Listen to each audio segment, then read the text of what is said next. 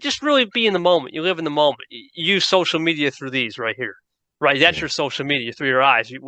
What you do in the moment sometimes gets overshadowed by the next thing, right? Everything nowadays is okay. This ended, on to the next thing. Okay, you get into that cycle of okay, I'm always thinking about the next thing. Hmm. But what about the current thing?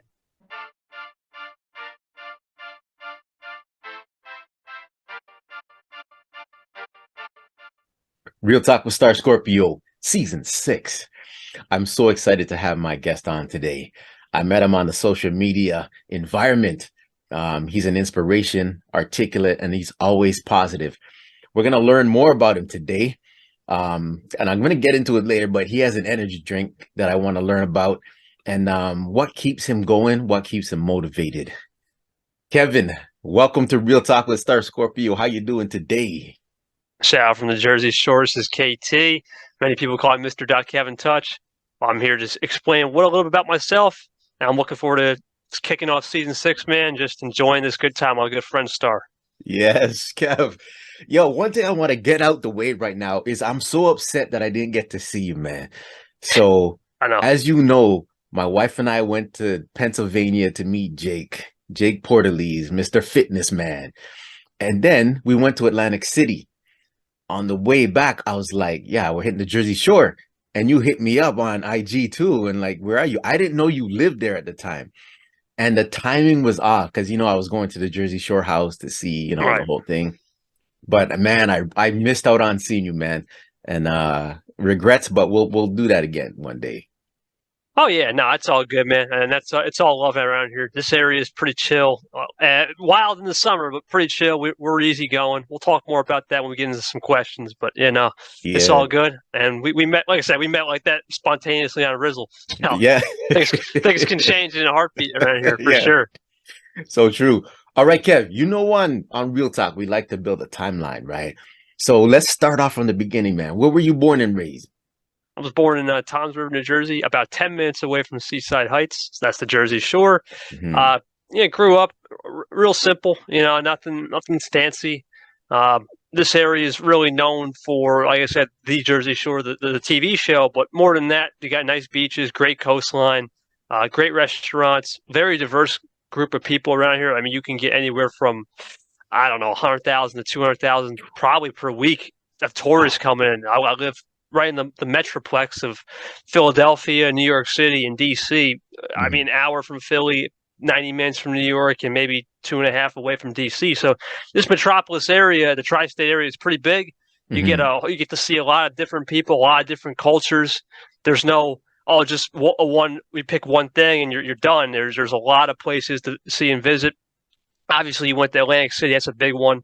Growing up, Atlantic City was very, very different compared now. Hmm. Atlantic City growing up was more vibrant, more attractive. Now they're trying to rebuild a little bit. They're kind of doing the same thing as Asbury Park, which is another shore town that kind of had its dull, low moments. Now they're starting to go back up a little bit, which is nice. It gets of course, the economy booming, but it gets the tourism in. And that's the Yeah. most important thing, man. The temperatures around here usually around 85 to 90 in the summer. Sometimes you'll get about 2 weeks of heat waves, maybe where you start seeing upper 90s, low hundreds.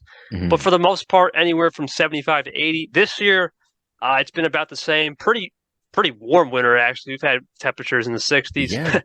Yeah, Here real. too. Here too. Very warm, man. Yeah. Yo, wait, when you spoke on Atlantic City, have you been to Atlantic City like more than once? Have you been like Oh yeah.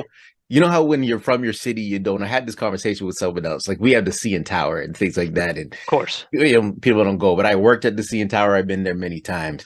But you've been to Atlantic City, right? Oh, absolutely. I was just there a couple of weeks ago for a kart race. It was pretty fun, man. It's a nice area to just kind of walk the boardwalk and see the Oh, shoreline. yeah, I love it. I, that's it, man. Just you see a nice sunset, and you're out when you're dead. Now, I will say that they are doing construction. For any viewer out there, they are doing some water park. They're building up some nice water park. A lot of the old buildings where the casinos were being demolished are being rebuilt. There's the Borgata, Hard Rock, Yeah. all those typical things. Yeah, yeah, yeah. Atlantic City is Caesars. known for Caesars, and of course, the big one. Obviously, a lot of people is a Monopoly. Monopoly was born and raised in Atlantic City. There's Atlantic Avenue, there's Venter Avenue, Park Place, Boardwalk. That's all Monopoly. So if you ever play Monopoly, Atlantic City Yeah. there's literally streets on there where you can step on the place where you are on the board. It's pretty cool. Okay. Yo, I like this. You're giving me the lowdown of Jersey, man, in Atlantic City. We stayed at the Borgata, but Okay. I could probably see that over the years they've built. So you said they tore down some casinos and then they built up again or things like that. How many casinos were there at one time back in the like early 80s, 90s? Do you know the history? The heydays, I think it had to be in the thousands. There's probably a lot. Ooh, Yeah, there was a lot, man. Back in the '80s, if you take a picture of like a side by side just to kind of compare, the yeah. boardwalk would probably be packed. I mean, you couldn't get a parking spot. Nowadays, the boardwalk, believe it or not, has some cracks. You can see some parking spots, but I just said there's that water park coming in. They're constructing it last time I was there in January. It's doing pretty well. So Yeah. they're trying to build more of a family culture a little bit. Obviously, it's very hard to build a family culture in Atlantic City, but Yeah, it's yeah. almost impossible. But if you can build that boardwalk with the water park, that can attract some people in. They have nice go-kart facilities. What else? They got arcades. There's a little Stardust Casino. I think you probably know there's a couple arcade buildings there for kids to play with. Yeah. Uh, Families can enjoy. And I think the biggest one, though, even though there are a lot of problems with Atlantic City, the one thing you can count on is nice sunsets, good shoreline, and pretty decent boardwalk food. I mean, this entire area from basically to kind of give you a perspective, all the way up from Belmar, all the way down to Wildwood, which is Hmm. kind of the shoreline, and Hmm. a couple bit up north a little bit. You're going to get your best boardwalk food in the country. You get your Zappoli's, you can get boardwalk pizza, cheese steaks. We're not far from Philly. What else you can get? Sausage sandwiches, you name it. We got the boardwalk food. We got all the amenities at this point. It's just about redeveloping. Like Asbury Park, for example, it used to be the Stone Pony. They reinvigorate that a little bit. Hmm. We're known for Bruce Springsteen, the boss, John Bon Jovi. Yeah. Oh, those are some big names around here. That's basically the lowdown, man, of this area for sure. Yo, one more thing though about that. First of all, that boardwalk is nice. When we went there, and then I think we entered from Caesars, and we just missed the air show. Oh And wow. yeah, and then we were walking. I couldn't believe how long the boardwalk was, man. I was like, we stopped at a certain point, and I was like, this is amazing, and the food was great and everything. And I'm a big fan of Hell's Kitchen, right? Okay, I Gordon look Ramsay. up, yeah, I look up and I see Ramsey, and I'm like, oh, they're filming Hell's Kitchen, or the winner's gonna be at one of the locations there in Atlantic City, I believe. But do you know anything about that? Do you know what I'm talking about? Yeah, no, there's a little like you go underneath a hotel and there's a little Hell's Kitchen sign. Yeah, that I think what they do is they actually do film there. But that might have been a promotional banner too. Yeah, They that's advertising. Yeah, there's a lot of advertisements down there. I mean, you know you're in Atlantic City when you're getting on the Atlantic City Expressway about a half hour, no, excuse me, 10 minutes out, and you see a big Borgata or Hard Rock Cafe. You know you're there. So that's basically AC. But before that, the big cheese was the Trump Towers. There was the old school. Yeah, the old school towers back in the day. There was a lot of more towers where people could stay, and you don't have to really worry about casino. It was just more of like a hotel and resort. hmm, That's they're trying to rebuild that in a new light and try, like I said, shed things with the water park to bring that family culture back. But for the most part, Atlantic City is still popping. I mean, I went yeah, there Friday night, and, you know, the dead of winter, January 27th, and me and my buddies went to watch a kart race, and we had to go through the Borgata and the Hard Rock Casino to park in the parking lot, and you know they're still gambling at 12 o'clock at night. yeah, man. So they're always gambling. So it's 24 hours now. It used to be, my buddy used to tell me they used to do 20-hour gambling. You'd be off at 1 in the morning, and then they said, "Screw that, let's go 24 hours." And Yeah, now it's on service. You know, you go to a casino, you're getting exclusive bar treatment, you're getting food at your slot machine. You get the service. I mean, you pay for what it's worth. Parking is usually about $10 registered parking for a casino, yeah. and that's it. Unless you have like a pass, but most of the time it's pretty cheap in the winter. The summer is when they start raising prices. So it's a pretty good time to go anytime. But if you really wanted to go, the best time to go is probably before Memorial Day. Hmm. You just get enough of that local summer, and same thing with September, I should say. You get that local summer, and then you get the rush. So if you beat the rush, you don't feel like getting in the rush. Local summer is good, or like yourself, Star, when you went down in like July, that's the peak season. You're going to get You're gonna get everybody. You name it. Your mom and brother will be there. Yeah. Yo, you said something about parking. I like that we stayed at the Borgata and I think we had a parking pass where we could park at Caesars, like we didn't have to Yeah. pay again. So I kind of like that too, man. That was good. Okay, so Kev, growing up in the Jersey Shore area in New Jersey, school, how was your high school days, man? Because I know we're gonna get into the energy drink that you branded, you created. I want to know if you have the business partners and stuff like that too. But how was your school? What did you excel in back in high school?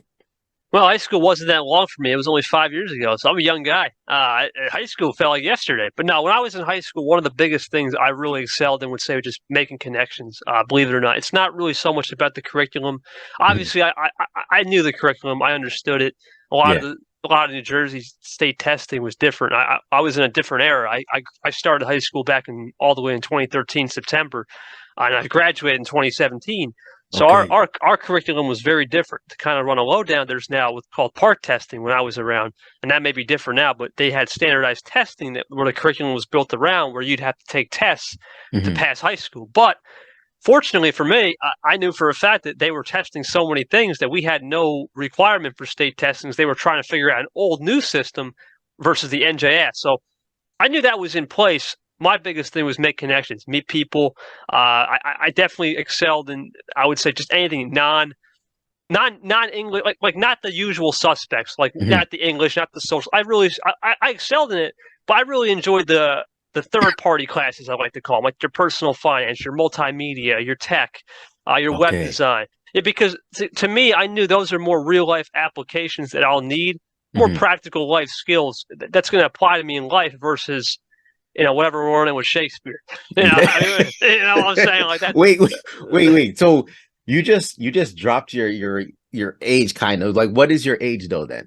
I'm only 23, man. Wow, I'm a you're young guy. young, boy. You're young. You're younger than my daughter, man. But so this is interesting now. So you're just fresh out of high school.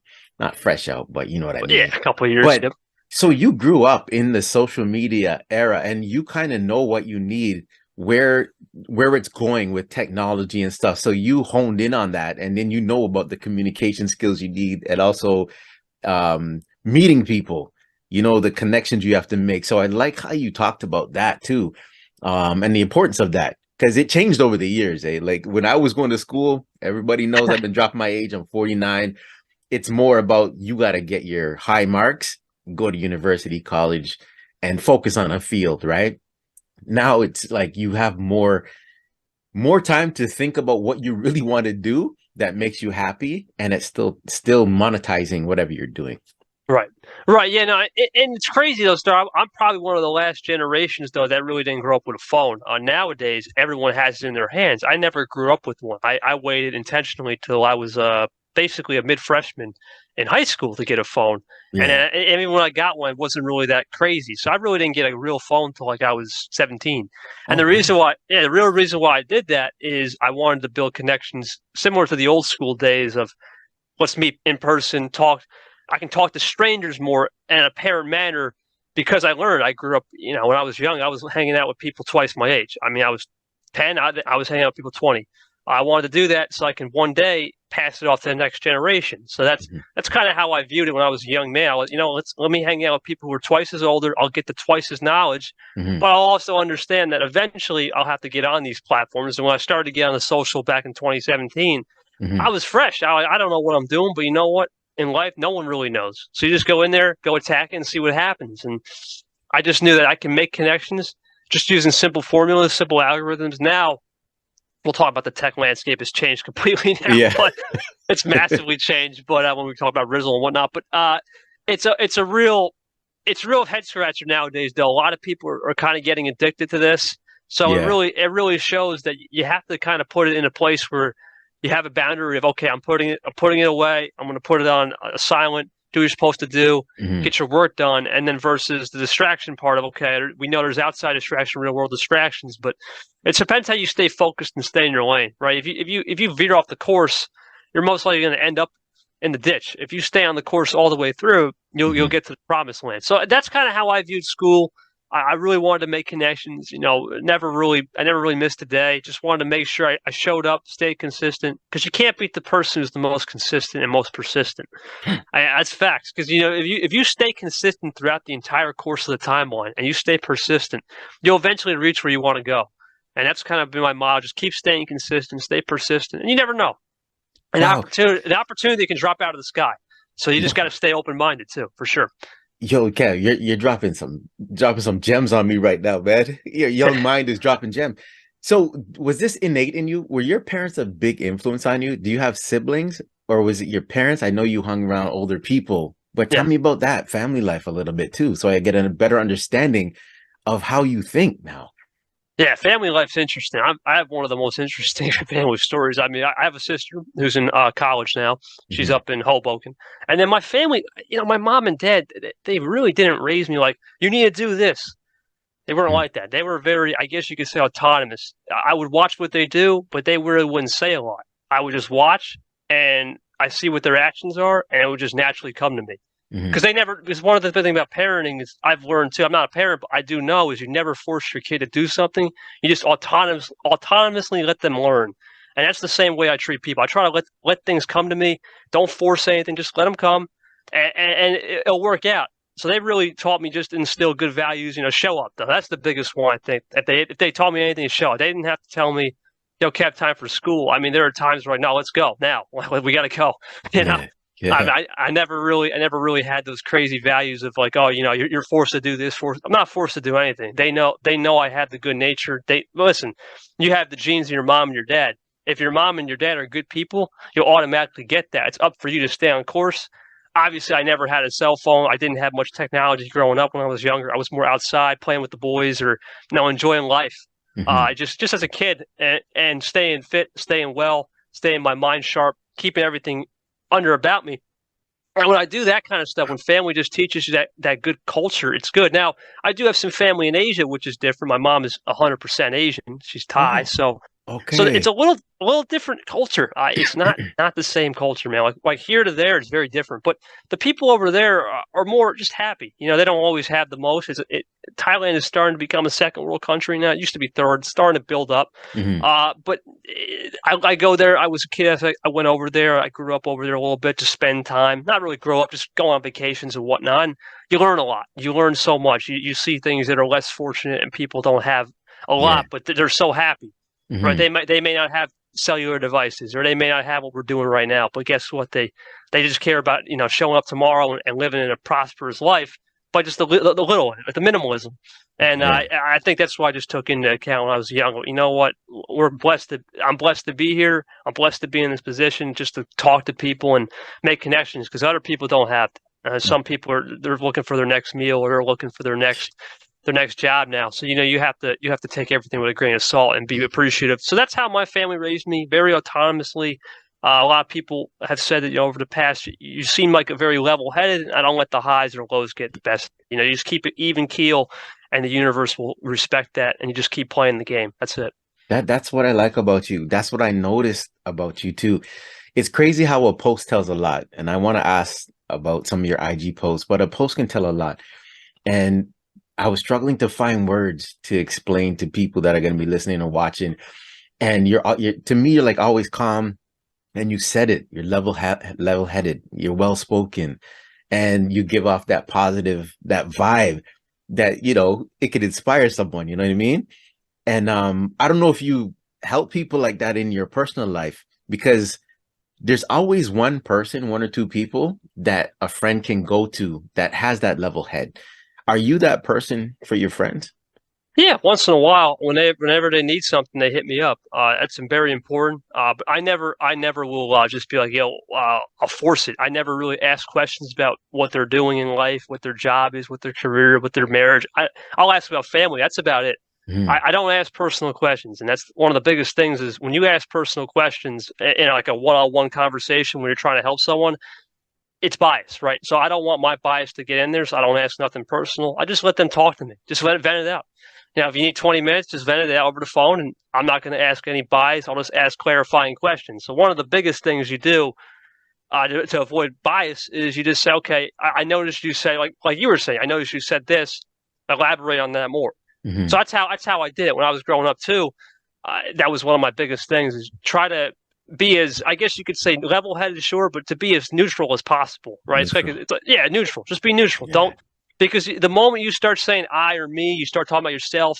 Uh, for someone else, that's not their course. My course of life is completely different from someone else, and it's completely different from the person on my left and right. So you have to respect that. You have to be neutral. You have to be level-headed about it. And when they come to you, just respect their time, and give them your full attention, right? Because at the end, that's all we got. Time is all we have, and Yeah. we have to be crucial with it and very intentional, but also don't waste it, right? At the end of the day, we are all on time. Father Time is undefeated. But if you make the most of it, then you can say to Father Time, at least we lived the most. We got the most out of our years we're supposed to. So people always do come to me, man. But I never reach out. Now sometimes I do reach out at the end of the year just to say thank you for following me. I reach out to connections. I keep up. I try checking with people once every 2 3 months, which that's a lot of people for me. But you know what? I love helping, just checking in with people because you don't know Hmm. nowadays with mental health, you don't know what people are going through, man. We're living in such crazy times. The world is becoming more isolated after the pandemic. That's just a proven fact. When you put yourself in a secluded box for who knows how long it was for a lot of people, it might have been 2 3 years. They're just getting out now, finally, with all the restrictions gone. Yeah. It screws up people's mind, kids' minds. So you have to be conscious of that too, and really understand EQ. You know, understand emotional intelligence is different. It varies from person to person. Some people might think these conversations, like public speaking, for example, is a trigger for someone, but for you, it's comfortable. You just try Hmm. to open up and see why is that? Just not saying much, just watch people, observe, and just people watch, observe what's going on, and see if you can put input. But if you can't put any input, just give them some time. It's just like a plant. Give it some time to grow, and maybe it'll come out of its shell. And if it doesn't, you can always use the miracle grow and the stuff in the back to eventually get it out, right? You okay? Oh man, you're I'm getting enlightened here in this conversation. It happens to me once in a while. And you're doing it to me. I got to tell you right now. And I like what you said because sometimes when people, and I know things are documented. So when we talk about mental health, you can diagnose someone by a list of symptoms, right? But not all symptoms are will reflect the same kind of condition or whatever I'm trying to say here. But I like what you said, because if someone's going through something, this whole I and me, or I went through this, or things like that, Yeah, yeah, everyone's different, and not every problem is not linear. So there's a wide range of things that could be affecting people, and I like how you touched on that, man. So thanks for dropping that. And I might drop things while we talk in this conversation because I was gonna ask you about some Instagram posts. sure. You said something which hit one of the posts I looked at for you, and I want you to expand on it. You said, aspire to inspire before we expire. Elaborate on that for the people. Yeah, you got to think before you can inspire anybody. You first need to find aspiration, right? So an aspiration, in layman's terms, can be anything you like, right? Something. It doesn't have to be per se a hobby, right? It can come out of the sky tomorrow. The great thing about life is nothing is what they tell you in school or what they tell you in the beginning of life is, oh, it has to follow this. Mhm. In reality, it's this. Yeah, it's really think of it. It's this. There's not one day is going to be the same as the next day, and it's the old cliche of, well, if no 2 days are the same, then where do you find the aspiration before you find the inspiration? So never believe in one thing per se. Never take anything with a grain of salt, right? So let's say today you might be really into sports, right? But in 2 years, you know what? You might be into business, or in 2 years, you might be into fashion. It's Mhm. changing. There's nothing wrong with having 20 to 30 aspirations, but as soon as you find one or two things that you feel like, you know what, I can hit the inspiration, then you start honing in on it, but you never make it a top priority in the beginning. Because the moment you make something a top priority in the beginning, I feel like you're putting too much expectations on yourself. And the Mhm. moment you put too much expectations on yourself, you start to see, and this is just through my conversations and through other people who have told me, you start to see anxiety, you start to get overwhelmed, and that's where you got to start to go back on the old drawing board and say, okay, well, listen, this is great. I still want to do this, but how can I lower my I guess you could say my dedication to it, believe me. You want to lower your dedication just a little bit because if you go 100% dedication, you're sacrificing something else. So let's say you're 100% into the game of sports, right? You're into basketball, you love it 100%. That's all you think every day, which is great. There's nothing wrong with that. But eventually, you're going to find yourself saying, "Well, man, is this all I want to do forever?" Right? And maybe in the beginning, I should look at other avenues. It doesn't mean just not stay to the course, but think about other things, right? Maybe in the process of getting to be the best basketball player, think about those workouts, right? And keep that in the back of your mind. So you know what? Maybe when I get later in life, if this does become successful, think about the fitness aspect of it. Maybe I can help people coach with fitness, or maybe it's just the business side of basketball. Maybe you like something about the business side. Keep that in the back of your head, because then you have something to aspire for that could eventually inspire you long before your career is over. Right? That's why I say that. And of course, expiration, unfortunately, is the last day on earth, but we don't know when that's going to happen. So Mhm. the most important thing is to find the aspiration in the beginning. Don't make it to the point where you're just exhausting yourself till it's over.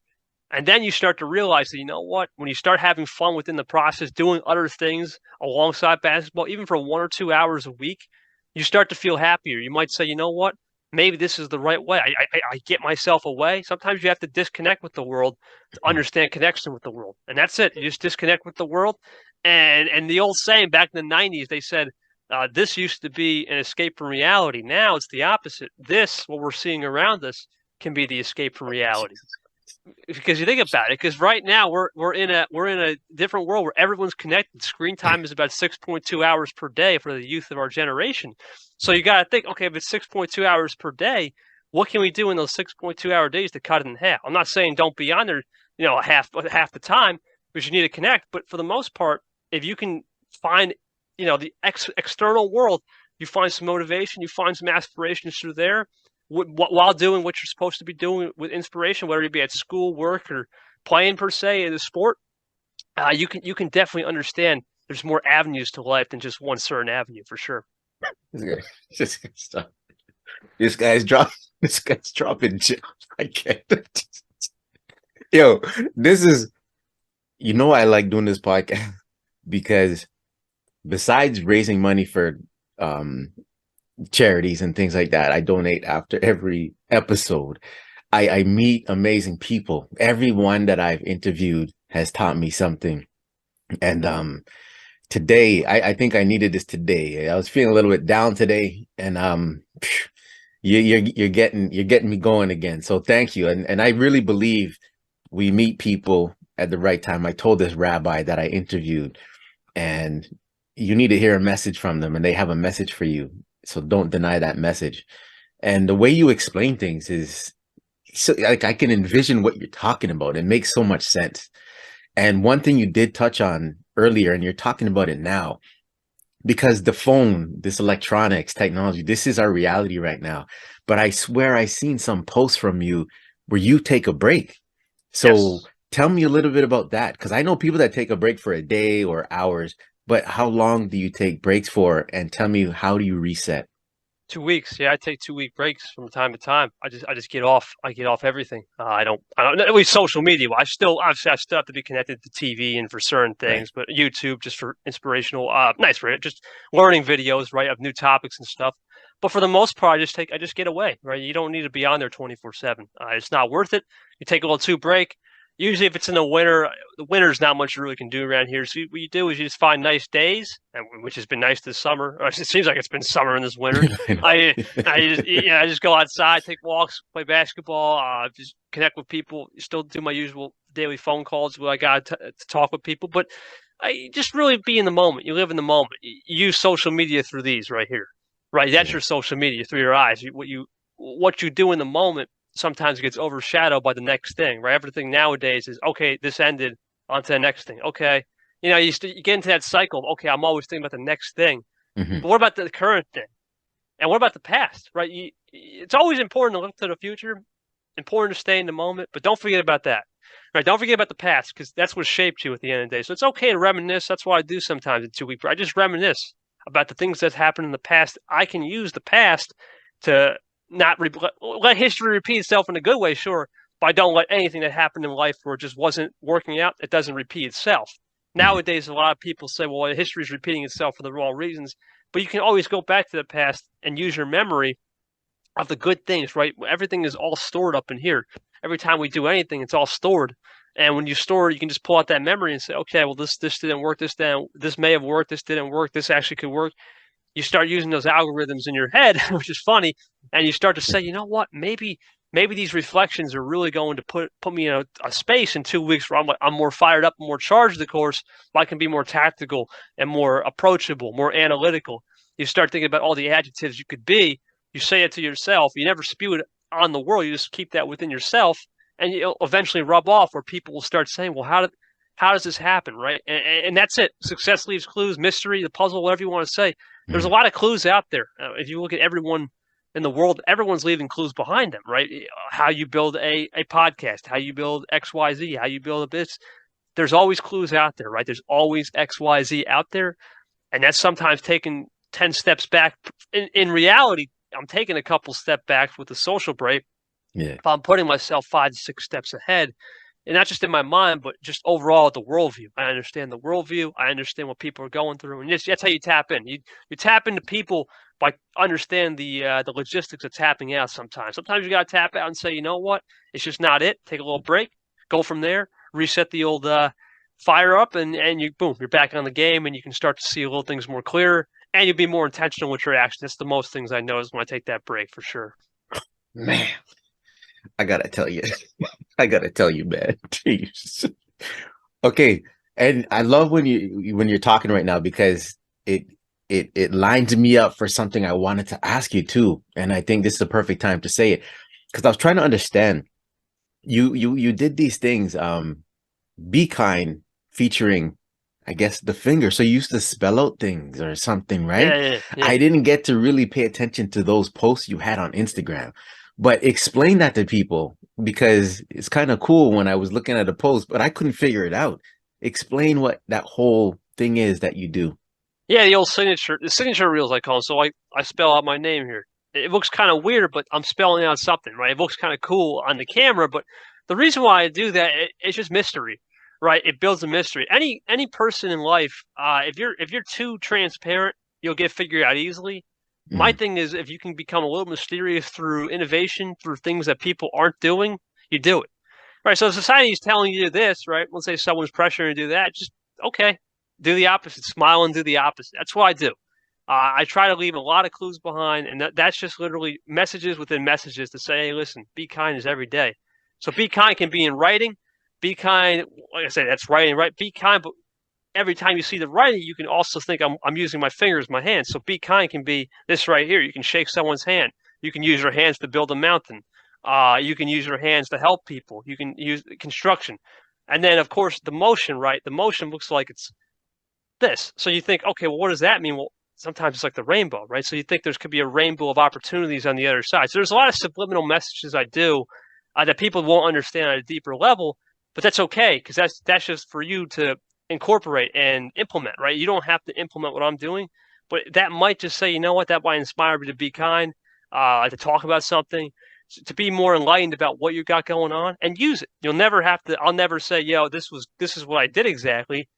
That's the mystery element, right? If I just Yeah. say what I'm doing, it creates no mystery. It creates no conversation point. In the Yeah. world, it's crazy. We kind of live in a world where you have to role play a little bit, and that's kind of my way of role playing. So let's just leave a little clues in there. I won't do it all the time, but sometimes on stories where you may not see, I'll post random people.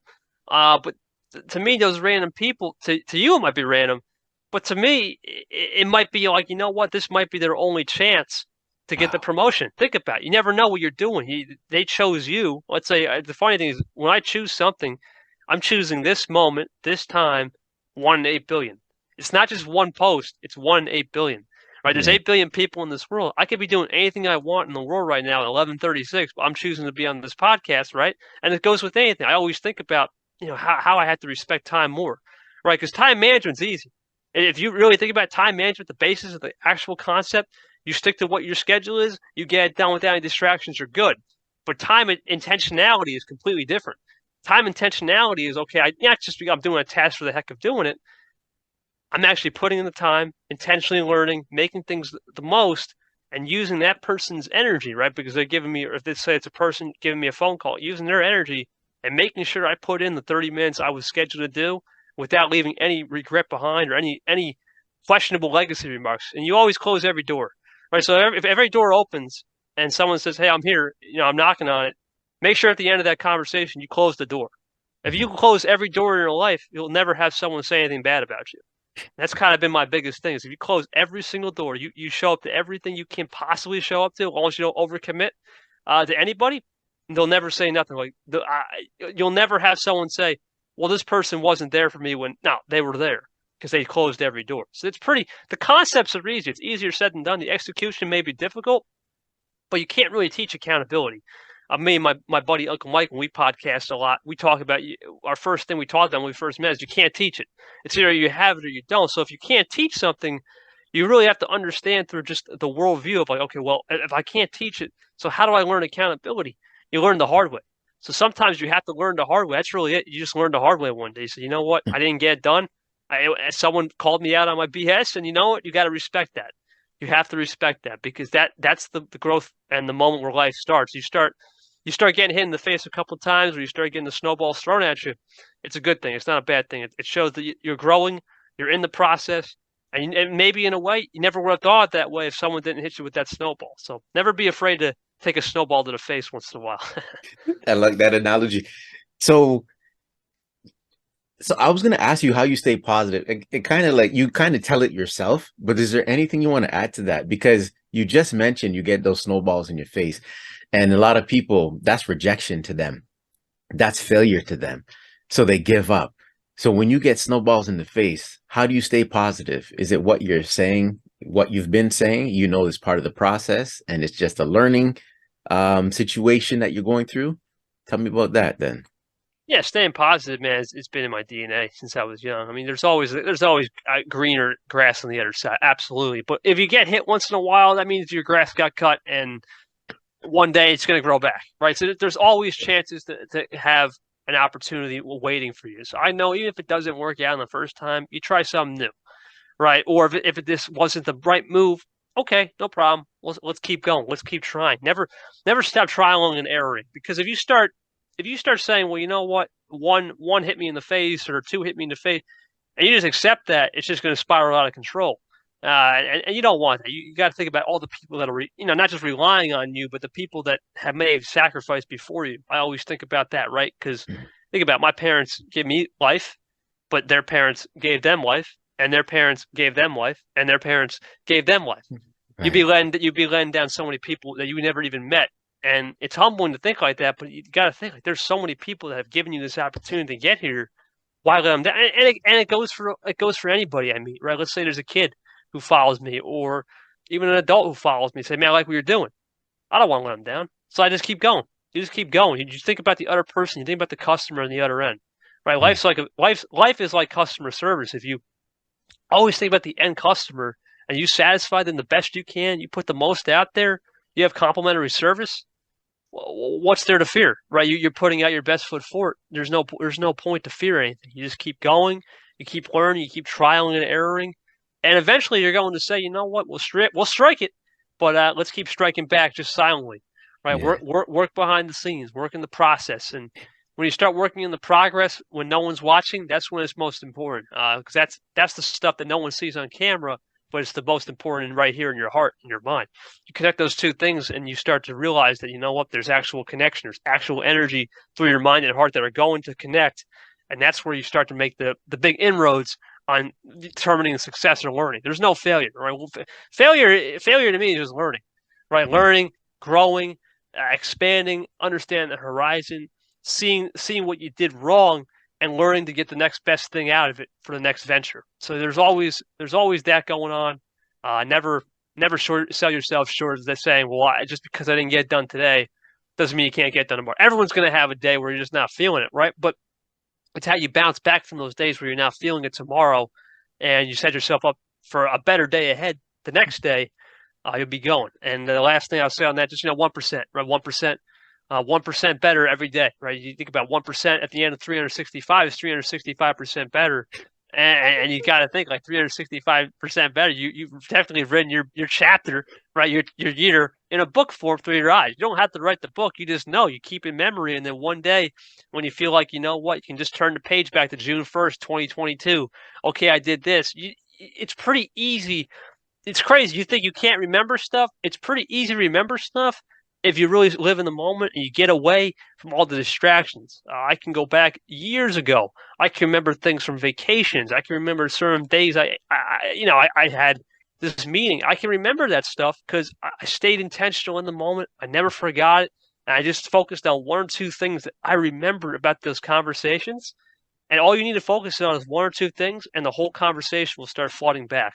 So Mhm. that's just little tricks that I try to do to keep positive and respect the time and privacy of others for sure. Yo, I'll definitely remember this. Oh my God, this podcast.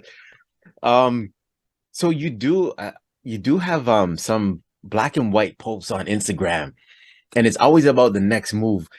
And it kind of inspires me. I remember I did a post one time, and Ken from Rizzle, Yeah, yeah, he commented, he said something cool to me. But I was at my dining room table, and I said, thinking of a master plan, a little play on some hip hop words from back in the day. sure. Um, but I see you at the table, black and white, and saying the next move, and I'm like, yeah, what is he thinking, man? And then it inspires me, like, yeah, what's my next move, man? Talk about that for me. Yeah, well, no matter what you do in life, there's always a next thing, right? People always say, I don't know about that. Yeah, there always is. There's always going to be something in your head where you're thinking. It's not so much about instant gratification. You're always thinking about something. Our heads are spinning every day. Or we're Mhm. getting knowledge faster than the humans could have ever thought of. Back in the day, you had to go through an encyclopedia, dictionary. We respect that, but now we're getting information literally at a fingertip. So Mhm. for me, the next move, that's back to my mystery, right? You just leave mysterious things, right? And you start getting people hyped up or worked up, like, man, what is my next move in life? Just Yeah. because I'm posting these funny, these black and white things, and that goes back to just saying the camera, right? Just because I'm posting these crazy things, there's actually a message within the message, right? First Mhm. off, the world is not always going to be like what we're doing right now in color. This is a color room I'm in. You got some color behind you. What about the old days, right? Think about the days where they had no color printer, no color TV, no Yeah. color. It was all black and white. Think about the days where where you were struggling or where you're not at it, right? You just weren't at 100%. Those hard days, those difficult days where you just don't feel like getting up. Those are the days that are technically black and white, right? They're just a wash. Mhm. And when you have those wash days, you can either choose to accept that or choose to remember that and inspire you to become the next person you want to be or the next thing you want to do, etc. So that's why I always post black and white photos. I think life doesn't have to always be shared and in color. Yeah. It can sometimes be rough and sketchy and the old chalkboard piece all over the place. And just kind Yeah. of like what you see at school. That's it. It can be a mess, but those black and white photos are a great grounding tool. We always talk about in not just the film world, but in anything, like say painting a room or foreign decor, for example. Black and white are neutral colors. You can't go wrong with that. Yeah. You can always put zebra concepts. You can always put checkered concepts. You can always do so many things with black and white. So because of that, there's really no boundaries per se. Obviously, there's a gray area, but there's none of that when you do a black and white post. There's always pretty much what you believe in that moment. The next move will happen if you just respect the past, understand there's going to be a present where you'll have to make a tough decision, and in the future, right? The future sometimes it may be black and white, it may be murky, but eventually to get to the other side, the color, you have to respect the black and white and get through the motions. And Yeah. that's really any day of life, right? You go through the motions, respect the boring. And not every day is going to be fun, but Mhm. if you understand and be comfortable with the boring, the process, you'll understand how to get the fun days eventually. And when you do have those fun days, the fun days become more special because you sacrifice 2-3 months of boring for sure. It's crazy that you know this now at this age. I wish I knew this this at your, but life is a struggle for me, just Uh-huh. learning things on the fly. And I guess this is part of the process, and it made me a stronger person today. But the knowledge you have right now at this age, it's impressive, man. It's just hearing you speak like this. And that leads me to what I want to say, man. And it's kind of what you say, like being in this moment, it's billions of people. You chose to be here today. There's something that you do, and I'm sure you do it to a select group of people. But the first time you did this, you sent me a message. It already changed my thinking about this guy Kevin that I just knew from Rizzle. Right. So you send me a message every around Christmas time before the new year, and it's personal to me, it's positive, and you thank me for my support on you, whatever that is at the time. And then you know, give me good wishes for the new year and prosperity. Why do you do this? Because I find that amazing where some people say they don't have time to do things. Oh, I don't have time to meet my friend. I don't have time to call. You know, you hardly know me and you message me, and that meant a lot, man. Yeah, because that's to me that's connection, right? You hit the follow button, or even if you don't hit the follow button, I'll still message you. You take time out of your 365 days in a year. You can do one thing, right? You can just take time one day out of the year to check my stuff or help me out. Even if you don't even call me, I'll still send it because to me that just resets the game, right? It resets the connection, it resets everything. You don't realize we actually have 16 hours in a day. Let's say you have 8 hours of sleep. This is a good lesson here. You Hmm. have 16 hours in a day. You say you sleep 8 hours, you take about another hour to eat breakfast, lunch, dinner, maybe a little dessert. So an hour, 15 hours. There's no way you don't have enough time. Think about 15 hours times 7 is 105 hours. So you have 105 hours in a week. You're telling me you don't have time, especially at the end of the year, to send one message to one person? Come on. I mean, that's why, and I send it over to 1,000, 2,000, 3,000 people. We're over the path. Now, listen, there are certain things I can't get to everybody, so I will have to shorten certain messages. Listen, if you really only did one thing, I can't really go too personal because I don't remember what you did. But the fact that I'm just doing it and being consistent, showing up, it shows I close no doors. Right? I open no doors. I've closed every door. Excuse me. Hmm. That's why I do. I close every door.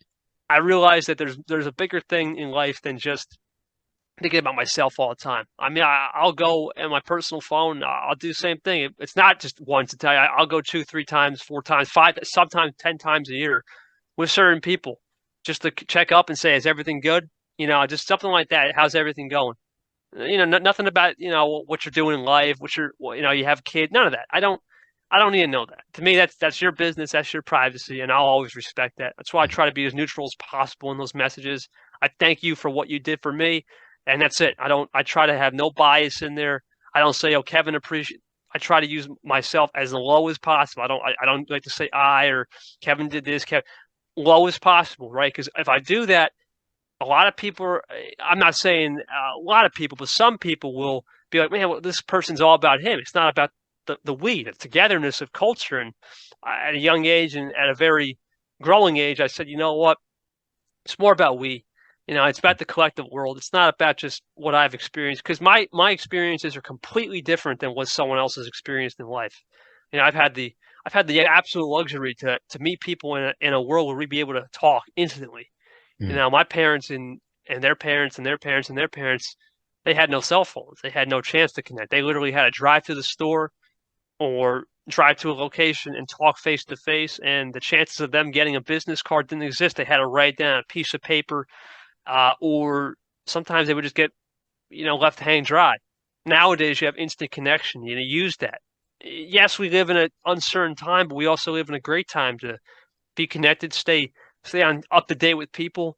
And it doesn't have to be always 24/7. You just got to do it a couple times a year, and you respect that more. I do that a lot behind closed doors. I don't talk about that much because to me those conversations remain private.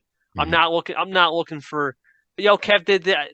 That's up to you. If you want to share that, I have no problem with you sharing that publicly. But for me, it's always going to remain private. It's always going to be about keeping those doors closed so no one questions you at the end of it all, and just doing those end of the year messages, man. You'll be surprised. Some people say it makes their day. Some people say it makes their holidays. So you never know what Oh people yeah. are going through too, especially during the most stressful time of the year, for sure. Yeah. Thanks for that. Last thing I'm going to say, I'm going to ask you these questions now. This is a perfect time. I'm going to want to hear the answers you have for these questions. Let's But do it. last thing I'm going to say is I like how you share stories. There's a lot of my followers and some people I had on the podcast that will share the stories that you put up on yours and then they shared on their page. And anyone you put up, I follow them instantly because I know if Kevin Mm. is putting them up, there's a reason behind it.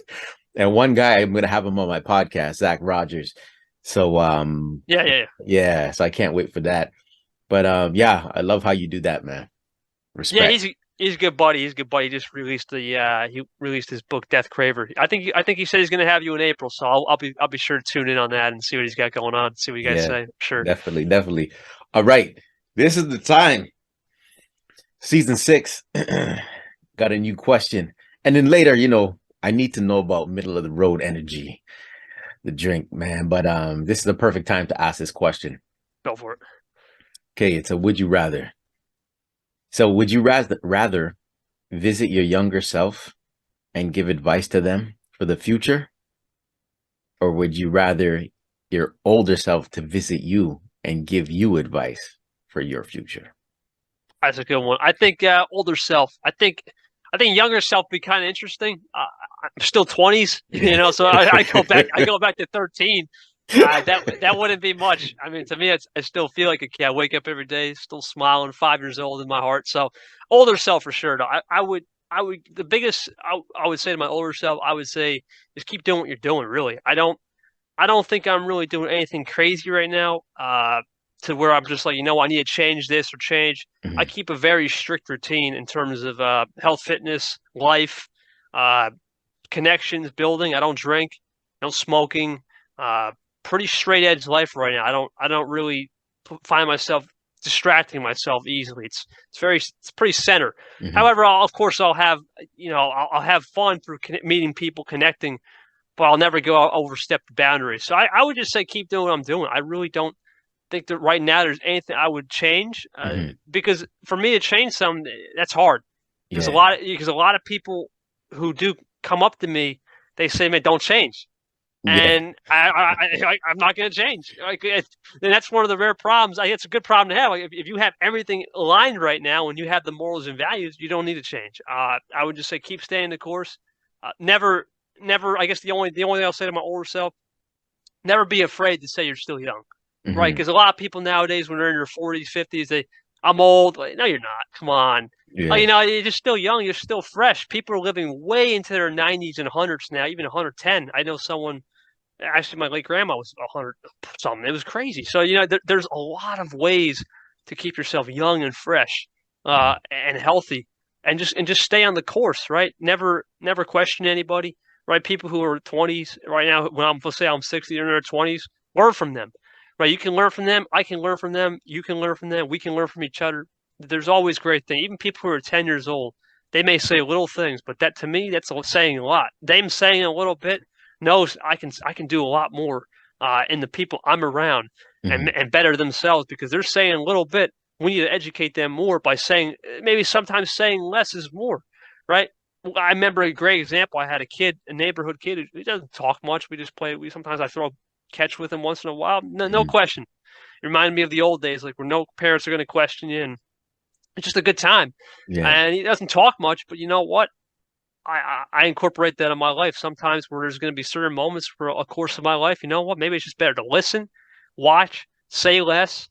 Don't act like I'm the smartest guy in the room. Just stay even keel, right? There's certain things where I won't have all the answers, and that's okay, right? And that's where you say less, listen more, and you'll start to see results more because you took that initiative instead of saying, "Hey, I'm going to do this. Maybe I can incorporate." Sometimes you just don't be afraid to say, "I can't do this" in your head and ask for help. So there's really not much I would say. I would just go to my older self and say, keep doing what you're doing.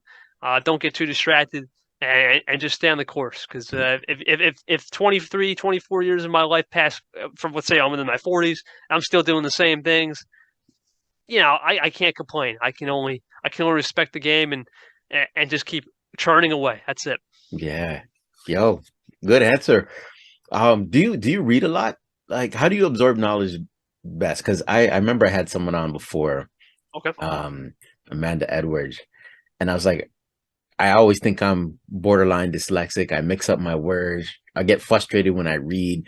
So when YouTube came about, like I like learning, listening, auditory, but and I'm a visual learner as well. But the reading thing was never my thing. But do you read, or how do you like to absorb knowledge? Yeah, I think definitely reading through YouTube is probably the best platform, right? Everything that you can imagine is on there at this point in the world. We remember YouTube is 16 years old now. it's getting up there. It's getting close to legal ages of voting and whatnot now. So Yeah. a lot of consumption through YouTube. So, but for me, I really like learning from just people, man. Mhm. I'll go into grocery stores, and sometimes this is crazy. I'll go into grocery stores and I won't buy nothing. I'll just look at products. I'll look at people and see what they're doing. Just understanding visual cues of wow, this is how family, orientation is in their family, right? I just see kids how they react with their parents, and I just learn that way. And the moment I get that stored in my brain, I can either use that or I don't feel like I need to use that. So that's how I learn. I learned a lot through just observation, Mhm. just intuition too. Yeah. Intuition is very key. I think nowadays you don't talk about gut feeling, but you just got to go for it sometimes. So if I know I don't know this topic, you can study it all you want, but the most important thing is you just keep it in your storage unit. You keep it in the storage unit, you'll eventually have to play it into the game. So I always keep things open. I use the information in my head through obviously YouTube or just watching people, but I never say, well, you know what, this is too much, because there's always more information you can learn, but you keep it to where you cap it out a little bit and say, okay, I have enough of this topic. I don't need to go more. And then once I feel like that's enough, you start executing on it. Because at Yeah. the end of the day, action creates execution. It's the ACE method. So you start saying, okay, well, I have an ace up my sleeve now. I've got all the knowledge I need. Now it's time to put it in play. But no, I would say YouTube for sure, and then just people watching. I do read from time to time. Once in a while, I'll crack open a book, but most Mhm. of the time it's just at night because it helps me fall asleep even faster than I already am. So Yeah. that's good. But those are some of the things I do to keep fresh, to keep sharp. And I think knowledge keeps you fresh, keeps you sharp, and along with physical activity, right? Learning through silence. So Mhm. physical activity, for example, is very. A lot of people say we plug in music, but I just try to be in a moment. Maybe a light music in the background, but most of the time I'm just on it, do what I'm supposed to do, and then move on to my next activity and keep things going. So that's it. That's how you keep a constant flow, keep yourself fresh in the mind, and it keeps your whole body fresh for sure. Preach. Okay. I'm gonna add to that question now. This is gonna be interesting. And yeah, thanks for sharing that too, by the way, again. Absolutely. But this is a play on what I just asked you. But you being the age you are, I want to see how this plays out in case I have any more young guests on like you. What would you tell your younger self about money? This is interesting. It's supposed to be a cycle. All right, money is passed around every day. Right? Think about all the things, those jerseys behind you, that gaming machine, my sweatshirt, all cost money, which means revenue's going in and out.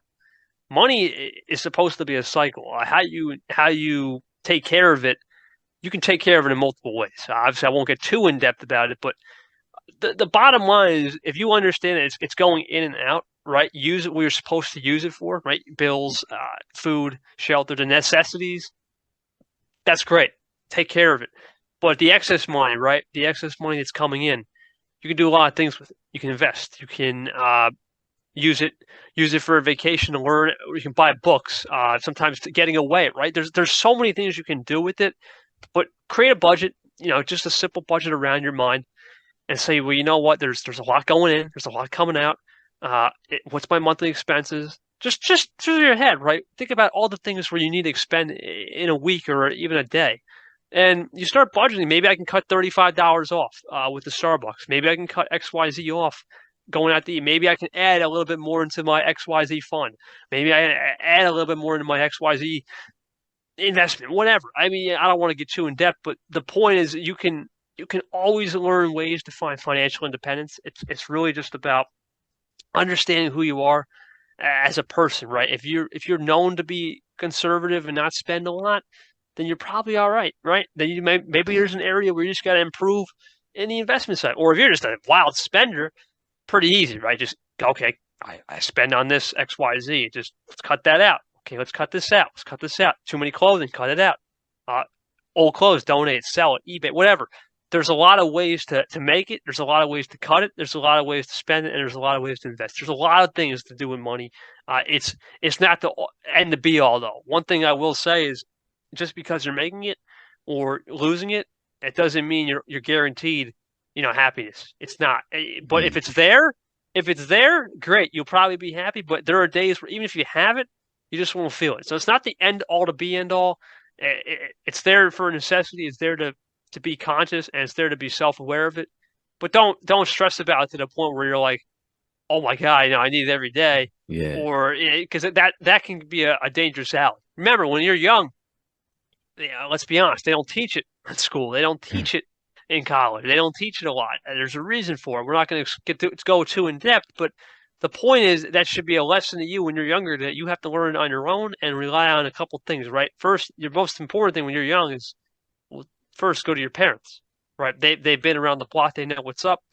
Ask them as many questions as possible. That's priceless knowledge. You can't replace knowledge, right? It's priceless. There's no price on that. So that's the first thing. And then number two, you go to external sources, YouTube, or you just go to meetings.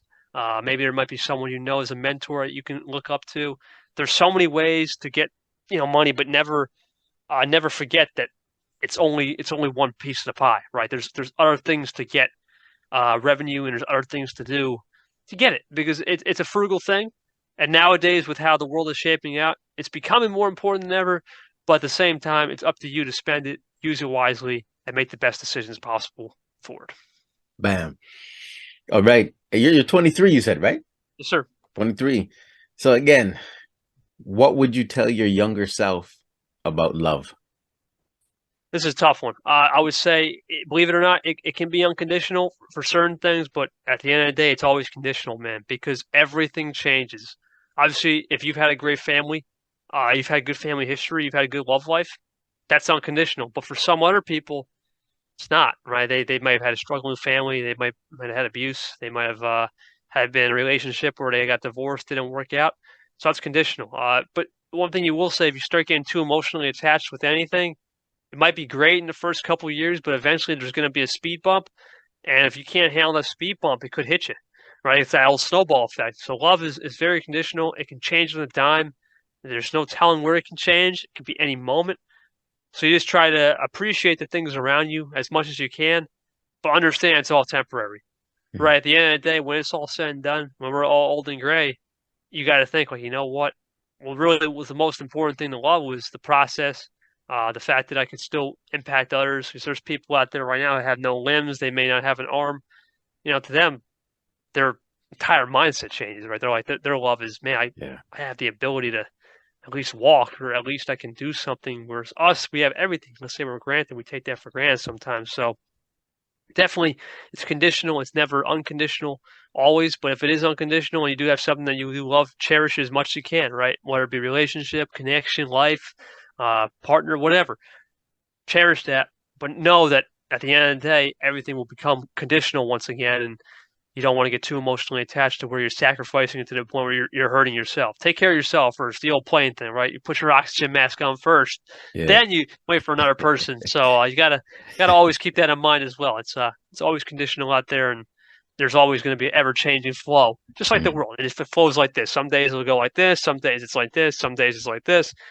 It changes every day. So just be coherent about it, and don't let it go to don't let it go to your head, or don't let it go to the point where you just start sinking in and you start falling into a quicksand. So that's my biggest advice on love. Mhm. Yo, thanks for that one. What would you tell your younger self about family? For myself personally, this is everything. It's everything for me. It's most important because you're growing up and you can't choose it, but the one thing you can choose is how you live their legacy, right? Not just your parents right now, but their parents, right? Maybe their parents are gone. You have the privilege and the humbleness to say, I have to live theirs too. They're living theirs. I'm going to live mine, but never forget about them. So there's always deep roots. It's like a tree, right? The tree never should fall far from the oak, and that's kind of how I view it, right? I'm just a branch, right? My parents to me are like the stump. They're the stump. They're the root system way beneath the ground.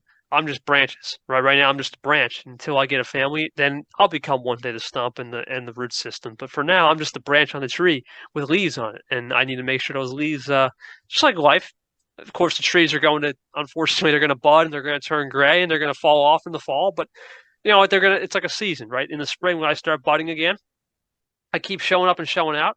And in the summer, when I'm fully green, I'm just going to keep vibrant, use that good energy, and then when it starts to get colder and I start to fall off the tree, it's okay, right? There's going to be another season where I'm going to get back up and get back in my feet. It's kind of like life, same Mhm. thing.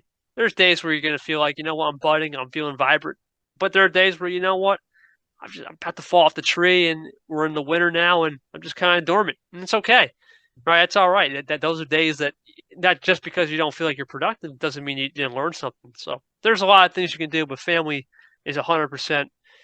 And the number one goal is to have a great family, to keep them 100% healthy, take care of them because that's your unit, right? A lot of people forget that when we were before we existed, Neanderthals were walking this earth, cavemen, they had a family unit. They lived by a family environment. So they had to go in groups and hunter and gather for fish, and they had to use their old stone and it just rocks to build out certain things and build it with sticks and statues just through hand material. Nowadays we have that luxury of having technology and connecting, but back then they already had family instilled in all of us. So because they're a human species, we all have family. There's always ways to connect, and we always need that connection. But if you can build it with a family, even if it's let's say it's not your family, right? You build a connection of friends. You treat friends like family, which I always try to do. Then it's still family. They'll once again say, oh, I still have that connection. I still remember when Kevin did this, or I still remember when Star did this, or XYZ did this. That's still family too. So family can also, it's not linear. It can also be your friends or people you know that are strangers that you become family members with, or long lost XYZ. So always keep an open mind on the family unit for sure. So you kind of, let me see what you say for the last one then. What would you tell your younger self about friends? Yeah, friends come and go, but the way to make them stay is taking away the I in the friend. Believe it or not, if you take yourself out of the equation sometimes, like not making it all about yourself, not making it all about, well, Kevin has to do this and or I have to do this, or get away from that. Understand that, hey, you know what? Maybe I don't have to do this. What does Johnny here want to do? What does XYZ want to do? Well, maybe this day just wasn't it.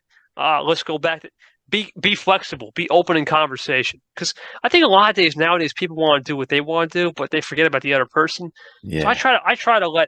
I really just let other people do what they want to do, and I'll just blend in like a chameleon, right? Yeah. I just adapt. I Yeah. mean, I don't have to like it, right? But if they like it, I'll go. I'll go and let's see what we can do. Now, there are certain things, obviously, if it's risky or something or it's stupid, you just ignore it. But I mean, if it's safe and it's low risk, you always do it Mhm. because it's not going to leave you in a danger position for yourself or them. So that's the only time I really don't do anything. Right? If someone asks me to do this, I'll do it 99% of the time as long as it's low risk and it doesn't harm me. Right? I mean, Yeah. I'm not going to do something like the old cliche. Well, if you're going to jump off the bridge, well, I'm not jumping off. Come on. Yeah. Yeah. Yeah. So yeah, no, friends are always going to come and go though. Obviously, today they might be your friend, but you know what? Maybe 5 years down the line they may not, and that's okay, right? There's no hard feelings. If you see them, no hard feelings. Shake their hand, say thank you. I do remember the days where you were hanging out X Y Z, and appreciate those moments, right? Because at least you had that time with them where they were feeling good for a year or two, versus 5 years later, maybe they're just not feeling it, but at least you had that time in the moment. And that's the That's most important thing for sure. Yeah. I'm glad you touched on that. Yeah, that's true, man. A lot of us, our age difference, I could tell you that some friends come and go, some come back is the big one. And then those ones that go, it's just you go apart, you grow apart, different direction in life, things happen. But yeah, it's good that you know this now. Thanks for answering those questions. Now, I want to get into MRE, Yes, sir. Middle Road Energy. So you have a slogan, a catch line there, man, where life meets the The middle. middle. Yep, yep, yep. So tell me about that. Tell the audience about that. People that are going to listen to this. You created this. Do you have business partners? How did this start? It started crazy, man. It started about a year ago now. I mean, I had an idea to create a low caffeine energy drink. So I kind of go over the basics. I wanted to create something where it was a cleaner energy drink for you. And the reason why I did that is when you think about anything that tastes good, your brain naturally creates your dopamine effect, naturally creates sustainable field energy. So just because it has 30 milligrams caffeine, it really got 60 milligrams. The reason why is you're automatically getting your natural caffeine through the good feeling, good vibrations. You add 30 milligrams, it feels like you're getting 60 milligrams. You're getting 30 of those for free. So you get those Yeah. 30 free milligrams for free because Yeah. you already like something, and then you got the last 30 popping in. But so really, I said, all right, let's make a logo. So I need to make a logo, and I thought about, well, you know what? Maybe like a road, something simple, kind of like curved little road, looks like a tongue. Have a little fruit on the road, maybe a little bit of a matte black look, almost kind of like a Mountain Dew Rise, a little matte look. But I went for something simple because life isn't always have to be complex. Yeah. Yeah, we always make things complex. So middle road energy, I'm like, well, think about the people out there who just feel like they're in the middle of the road, right? They feel like they're at a point in their life where, you know what, maybe this isn't, I don't know, maybe they're going through something, or maybe they're thinking about other things. Maybe they're thinking about a career change, a pivot change. And I said to myself, well, let's make it. Let's make it with simple ingredients, all right? Because nowadays you read an ingredient label, it's too complex. I can't read half the ingredients, so if I can't read it, why would my customer want to drink it? So Yeah. yeah, so I did that. I took about, oh man, it took me 6 months to figure out a formula. I mean, I figured it out right away, but the testing of it takes a while. So Then of course how is that process done? oh man, really, really the process is it's kind of fascinating. I come up with the ingredients, right? I write them Okay. down on a label, like a sketch label, and Hmm. then I submit it to a formulator, a professional formulator, and then Okay. a professional formulator says, okay, orange vanilla colada is one of our flavors. So we say, okay, let's put it in a lab. They send me a plastic bottle of samples. I try the plastic bottles and samples, and if I think it's good, it's good. It took me 2 or 3 tries to get that perfect, and I'm like, well, you know what? Plastic bottles are kind of weird, so let's get them in a can. And a can usually tastes a little bit more cleaner, crisper. Hmm. So I put them in a can instead of the plastic bottle.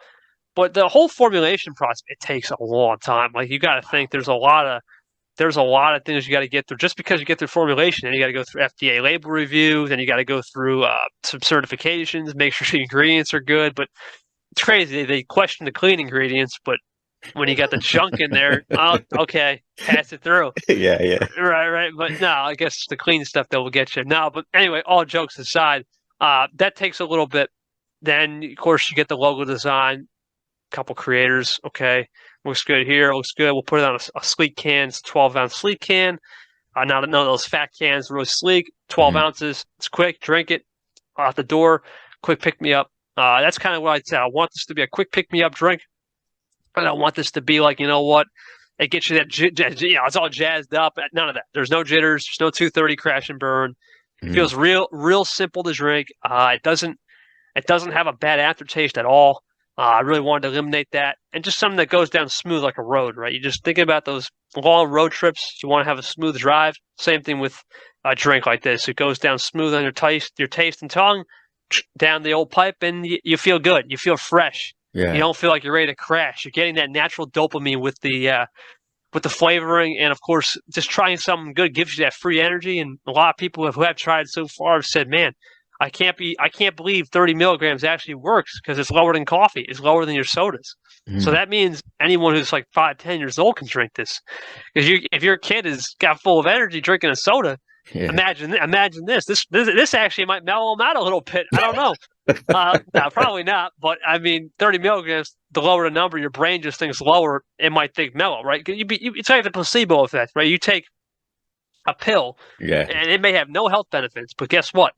You think you're taking it, and it's good, and your brain You has so believe much it. power. Yeah, you Yeah. believe it. It's the old placebo effect. Same thing with this drink in a way. It's if I say there's no crazy ingredients and it's pretty clean, it's going to give you enough energy. You're going to believe that because it tastes good.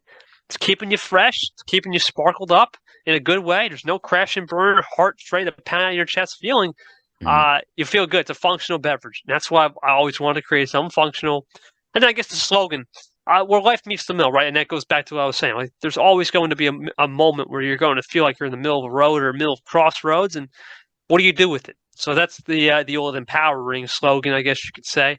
The aspiration, inspire, where life meets the middle, and you're always going to have that moment. It's a really creative, it's a crazy process. That was just one of the processes, but I'll let you speak on that, and then we'll go from there. Yeah, it's crazy how everything that we talked about in the beginning all lines up to this. You know what I mean? And Yeah, this is and the drink you created, like the idea of it, behind it.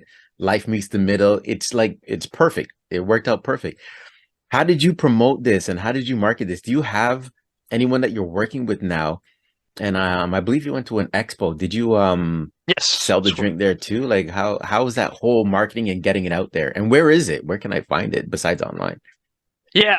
So really, right now it's strictly online. Oh, Well, I'll okay. talk. Yeah, yeah, and obviously it's only U.S. only. Unfortunately, Yeah, yeah, yeah. shipping would be crazy. But no, one of the biggest things I'll talk about the expo. I did sell it. Most of it was sample. I'm trying to think of. We were there. Oh man. Oh yeah, we were there at 9 o'clock. Yeah, we were there at 9 o'clock at a mall, and we got there early. Hmm. And 10 o'clock to 1 o'clock was pretty slow, but we had like a couple quality people come in, and they just sampled it out that were kind of in the drink industry or kind of retailers, just like local Okay. stores. Yeah. And I really learned a lot from that expo last week. I went last week and I said, you know what? This is something that when you have a 99% approval rate on this, I know it's good. The product is there, the design is there. Before I even had the market, people were already talking about how simple the design was, how clean the taste was, and it's just refreshing. It's not going to explode your heart. It's not going to make you explode. So that you already have the product and design. At that point, it's just the marketing. So that's why I go to those events. Like you say, okay, this is my marketing way. I'll market it with a little banner, a little networking card. Use the cans, empty cans as a little sample. Kind of play around with the cans, have a little fun, spell out some names. Do Hmm. some fun things with the table and play around with the graphics per se. But one of the biggest things, man, I would say is when you have something like this, ad dollars, I wouldn't say they work, but they don't, right? The biggest ad dollars you taste, right? So going to those sample expos and giving it to people who are just quality connections, going to high traffic, like local restaurants and stores, you start local. Yeah. You always think local. I don't believe in expanding retail nationwide because first off, that costs a lot. But number two, I'm in my state, right? I know my state, my local towns, my area the best. I live in an area where we have high traffic anyway in the summer. Hmm. So stay tuned. I mean, that's the nice thing is that when you're in this area, when you get in the summer, you just have to go to the beach and you put a little sample, it'll spread. So Wow. that Yeah. because it's such high traffic. So I'm in a good environment to grow a business because I know of just the demographics and the places to be. But in the winter, this is a great expo where you go to a simple expo. It doesn't have to be complex. You don't need like fancy banners, just something simple. And we sold out. I mean, we sold out Wow. just by sampling and selling on the side for a 4 to 10 deal. $4 for four. That's it. 4 for $10 is a cheap deal for a lot of people because it's like what you're getting natural stuff. You're not getting no. You're not getting the artificial preservatives. You're not getting all that Himalayan salt they put. None of that. None of the Yeah. fancy stuff you're getting in there that they claim is zero sugar. None of that. We don't lie. There is sugar in here. We Hmm. have 5 grams of sugar in here, and another 5 add. It's a 10. Hmm. We have 30, 35 calories. We're not zeroed out. And you should always question that. One thing about nutrition, so I didn't go to nutrition school, but I know from a fact, from a nutritional standpoint, if Yeah. anything you see is zeroed out, there's something wrong. Like Right. now, there's something wrong. Now, there might be zero on like certain things like sodium and iron, potassium. That's fine. That's no problem. That should be zero. That's okay. But what people really care about is calorie count. That's one, and sugar and the Glucose, caffeine. sugar. Yeah. Yeah, and Caffeine. Yep. caffeine. Hmm. That's all I care about, right? So if you actually tell them the truth, like, no, we got caffeine here, 30, okay, that's real low. We got 30, 35 calories, so it's not going to feel like empty calories. It's going to feel like you're going to get a little taste. You're going to feel like you're going to have a clean feeling, but you won't get bloated, which is nice. And you're going to get a nice tasting, smooth drink. People will care, and they're like, you know what? You look at the ingredients: a little green tea, caffeine, a little stevia leaf, real simple stuff, and that just markets itself. So you post clean ingredients, clean stuff, clean things, uh, and you have the right design and the right pitch behind it. People will really rally behind you, and that's what we saw at the expo. And I think it's very important to keep doing those little things, those little events locally. Because if you think Hmm. locally, you'll outgrow it one day, and people will start to respect that more. Because if you start going to places you have no idea what's going on, uh, you don't know anybody. Then what's the Hmm. point? You didn't let your homies eat first. So you always let the Yeah. people in your area eat first. Let them get a chance at it. And then, of course, it's always nice to have local people. But it's e-commerce. With e-commerce, you do have people who I have orders all over the country, which is nice. But you just need a couple of them. You start Hmm. thinking locally, and then once you start mastering your local area, then you start working on the next high demographic area, and you go from there. But for now, it's all about build out small, brick by brick. Rome wasn't built overnight. One day at a time, and you'll go from there. That's it. So what's the master plan? What's the goal? What's the end goal, or what are you hoping for in the next couple of years? Or do you have like that whole 5-year plan? Do you build a budget? Do you build what you want to do going forward? Or are you just taking it month by month, things like that? Obviously, month by month, but probably after year one, you'll understand more. Right now, it's just about getting feedback, right? Getting into small places, right? Just that's really the most important thing. Maybe having 10, 15 distribution deals with small places. That's all you need in the beginning. Yeah, man. That's really all you need. You don't need to get into Walmart. You don't have to. Right nowadays, the beauty of it is you just have to be somewhat knowledgeable in a little bit of everything, right? You don't have to be product guy, right? I was never a product guy, but if everyone likes my product, I know I can be a product guy. Yeah. I was never a designer, but I used a professional and I came up with my own custom design. Look, people like it. Yeah, you can do anything you want. That's the great thing. You don't have to worry about finding a middleman. Really, you just got to go out there, have a good business pitch. Use a little bit of PowerPoint presentation, the one thing you probably needed in school. Yeah.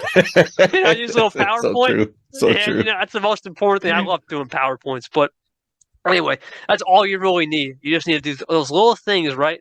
Learn, understand, keep the balance sheets, the books, all that. You learn that, study that, and you go from there. There's no magic potion.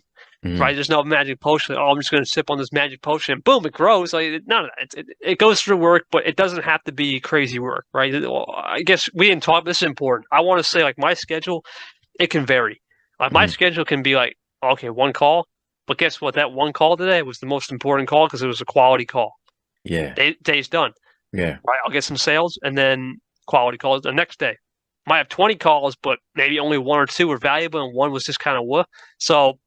It's not so much about how busy you keep yourself. It's about the quality connections, right? I always say you have true quality connections that are willing to help you versus whoever. You always win with the 1 or 2 quality connections, and you start building that up.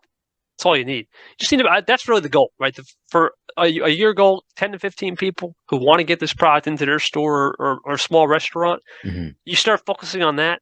The town will hear about it, and the town will know, and then you go from there. Like, okay, the towns start to know, the neighboring towns will know, and then when neighboring towns know, the state will eventually know, and you're done. That's the first mission.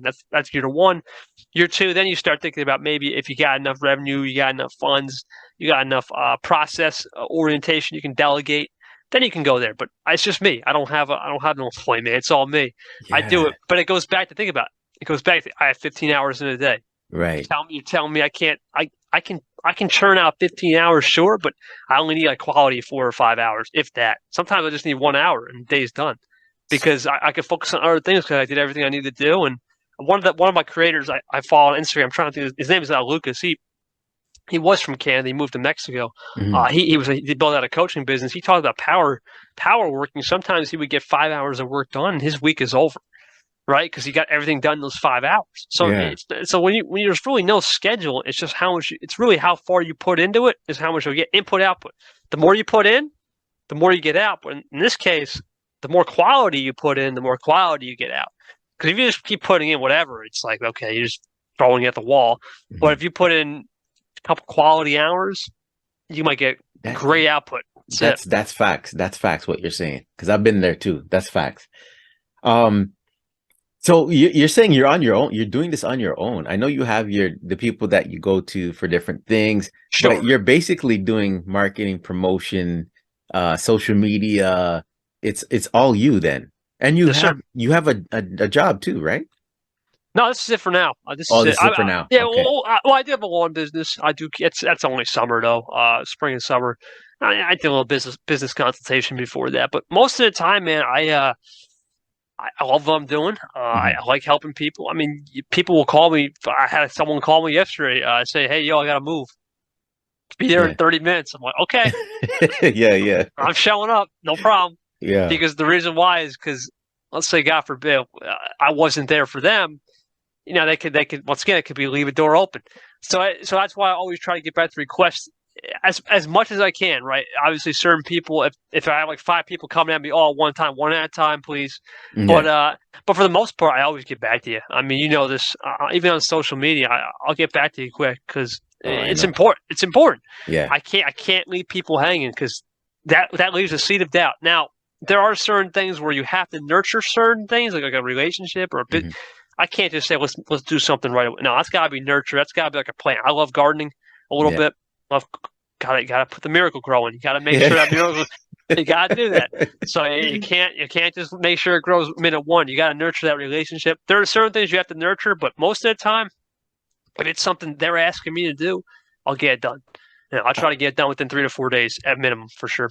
Yeah, I'm glad you touched on the gardening because I became like the avid gardener with my wife, especially around COVID time when we were growing things inside, like different sage and basil and things like that. I'm actually growing peppers in my house right now, but we have a lot of spider plants. You know, I don't know if you know the spider plant. There's one root that comes out and it has all the baby spider plants. Anyway, we take them off and we repot them.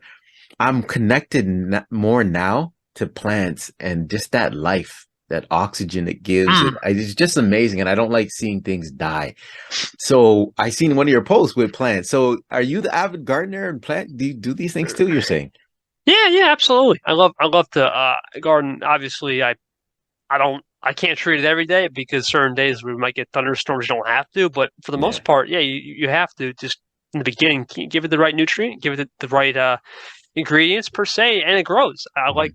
I like doing things like that because it keeps my mind fresh. You're connecting with another not human, another living organism, right? Or I Plants know are what you're living. saying. Yeah. Yeah, yeah. You're connecting with that. So I sometimes just go out there and just sit with them. Mhm. I have to just sit with them, just not talk, but just sit and just see, how they grow. And it's crazy. Like sometimes I'll do before and afters. Like, well, okay, they're a little like this, and then Yeah. they grow up to be like Yeah, this. man. So it's like kids, right? So you just gotta watch how they grow and see if you gotta make a change. If there's something that's maybe they're just having a bad day, or give them some water, but you Hmm. can't control it, right? And one thing about plants is sometimes the crops aren't good, right? And we all know that the crops are no good. They start yellowing out, they start browning out. Maybe there's a little grub in there. You can't do much about that. Maybe the season just wasn't it. Like a good example was like tomatoes. Tomatoes are always hit or miss. Yeah. Cherry tomatoes are great. Grape tomatoes are great, but like those beefsteak tomatoes, sometimes they don't formulate. And same thing with like eggplants and what else? Cucumbers, basil. Hmm. They just don't have the right crop this year. So you just accept that and go to something else, right? And maybe there's flowers. Flowers usually are rose. I have a rose garden. Mom does that a lot too. So Yeah. there's a lot of things you can do. You can do when near the pool. I mean, there's a lot of things you can do in the summer around this area, and gardening keeps you going. Cutting people's lawns just feels good to help people. Feels good to help people. I just give back to the community any way I can. I'm still a simple guy. Just because I found an MRE don't mean nothing. Yeah, I'm still MRE, gonna help. man. I'm Middle of the still gonna. road. No, no, no, man. You're not a simple guy. Trust me, man. You're someone special. I'm telling you, man. This is the knowledge you're sharing, the inspiration you give. It's amazing. That's why I want to see how you answer the last question. But before I ask that last question, tell me about the Jersey Shore, man. So, all I wore this shirt on purpose, right? Paulie D went to the Jersey Shore house, filmed a lot of things. But let me know, like, the misconceptions of the Jersey Shore. How was the Jersey Shore before the Jersey Shore show started? Because it's always been big and the whole you got that fairground and everything. But you were there for before when the show filmed, and now they're not at the house any longer. But give me that experience before I go to this last question. Seaside Heights, yeah, Seaside Heights, Seaside man. Heights, yes. That's probably. I think there's like the Jersey Shore and there's Seaside Heights. Seaside Heights, Okay. yeah, because the Seaside Heights is very interesting. Before 2010, I would say there's a Seaside Heights and the Seaside Park. A lot of people would say the park area calm, nurturing. Even actually, really to this day, Hmm. Seaside Park is really calm and nurturing. It's very quiet compared to we used to have Funtown Pier. Uh, Things were kind of normal, really nothing crazy. But the Heights have always been when you go past. Well, the old Funtown Pier burned down. I'll talk about that in a second. When you go past the Midway Sausage Sandwich Point, that's the Heights side. That's known to be a little bit more rowdier. You got the clubs, you got the nightlife. That's normal, right? That's what Seaside Heights was, even before Jersey Shore came around the show. Okay, It's okay. always been like that. It's always been rowdy. It's always been like that. Now, when the show came in, okay, then the hype just gets crazy. You talk about the crazy parties. People go to prom in this area, rent out Airbnb, whatever rental properties. You always got to have two times a week trash pickup. I mean, it's crazy, right? My God. Yeah, summertime. I would say literally Memorial Day to Columbus Day. It can get pretty rowdy with those holidays, but the peak season, June's, July's, August, and a little bit of September on Labor Day, that's what you expect. You expect it to be rowdy, but there are fun things to do. Just because it's just a party town per se, you still have crabbing, you still have fishing. There's plenty of docks in the area. You can throw a line, get some fish. You can go boating. You can go snorkeling even if you want. I wouldn't recommend it, but some people go snorkeling in the ocean, Yeah. surfing. But no, the point is, before this show happened, I would say it was really the park side was more calmer. To this day, it's still calmer, more family activities. Hmm. The Heights side has always been really rowdy and whatnot. But after the show, things changed, right? Because then we had Hurricane Sandy. Yeah, oh, Uh, yeah. yeah, that was 11 years ago almost. That's crazy. But I remember when I was, shoot, I remember the day. Like yesterday, I was the last day before the whole boardwalk collapsed on Funtown Pierside. We were like, "Is this going to last?" And we Hmm. were concerned because I was with my dad, and I was like, "Man, you know what? We're getting sandblasted here, 70-mile-per-hour winds, and the storm hasn't even hit us yet." I was Yeah. concerned. I was like, "Man, this is October. Hurricane season's done pretty much." But we knew there was like one or two storms left. That was an active season in 2012, so we said, "Okay, this could be a brutal one," and it was. Hmm. But the problem was, uh, they actually didn't lose all of it. They lost a lot of it. There's that famous Jetstar roller coaster picture. I'm not sure if you've seen that online. I'll have to send you that. Uh, Yeah. that was the famous shot.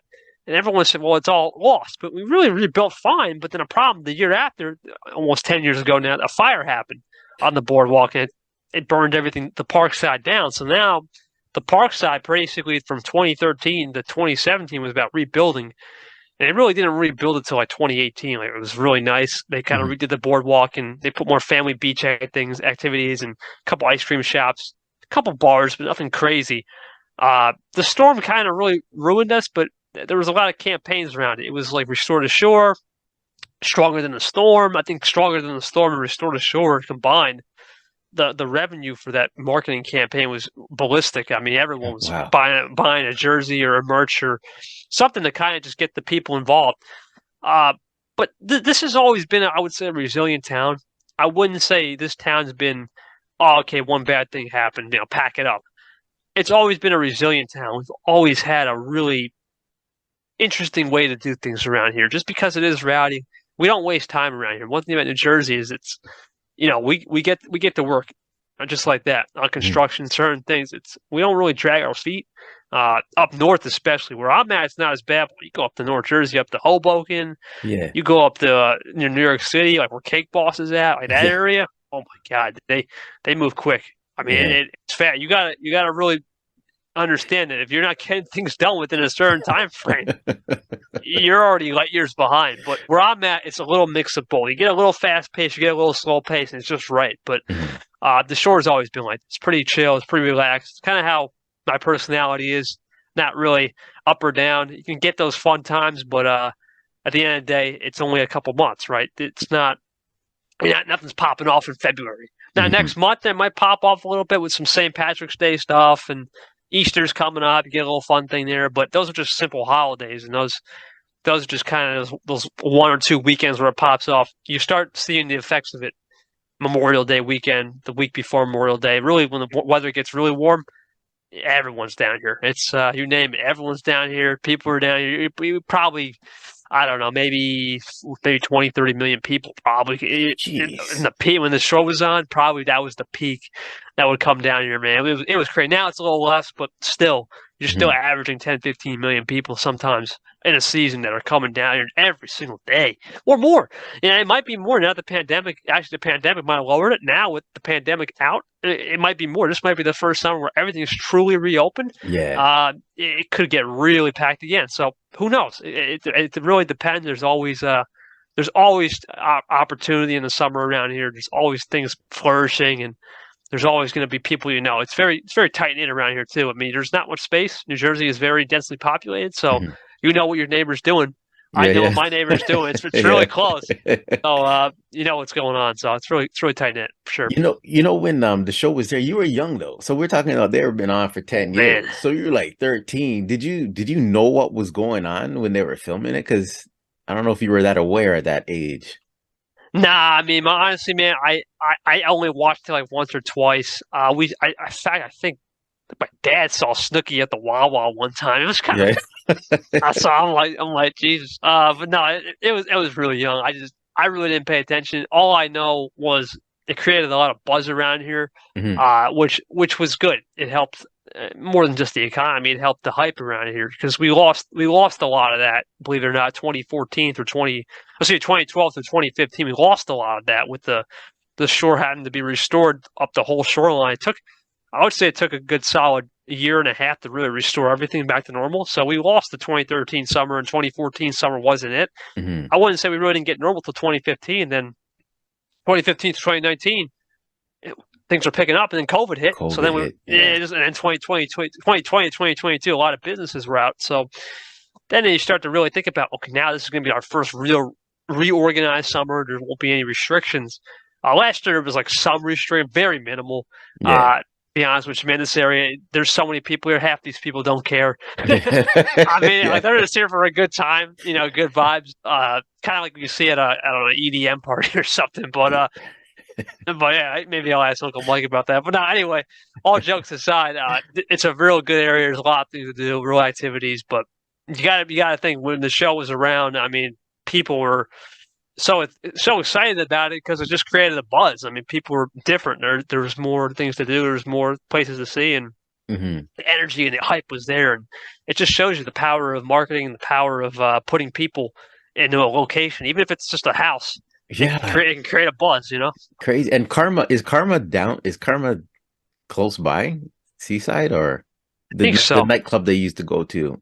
I don't know, man. They've been Oh, ripping down okay. a lot. I don't know. I haven't been there in a minute because usually in the winter I only go there for like a lava. There was a lavalette boardwalk. I walked the boardwalk, but I haven't been to the Heights in a minute because it's been so cold. Or Okay, because yeah, yeah. remember the Heights. Like just because I've had a warm winter, sometimes over there it's 10 degrees colder because Yeah, near the okay. ocean. Right, The right. ocean's just cold, so I don't go there sometimes. But in the summer I'll check. But Bamboo was there. They ripped that down. There was like a lot of clubs there was a lot of clubs that are just ripping down. They added some miniature golf courses, and they got the Mhm. big water park for Casino Pier. Yeah. A lot of things over there that are just changed. But just like Atlantic City, a lot of things are being remolded and redeveloped for obviously institutional reasons, whether it be family or culture, or just to create more of an environment where everyone's involved, not just a certain group for sure. Yeah. All right, bro. Yo, I'm proud of you. You're doing a lot, man. MRE, Middle Road Energy. You're inspiring. Now we come to the point in the interview where I got two questions in my hand. Sure. And for this season, you're either choosing Blue Jays or the Raptors. I'm gonna go with the Raptors. My boy Kawhi helped you guys get a championship. Oh, you know. Yeah, yeah, yeah. All right. Name one challenging thing you had to overcome in life.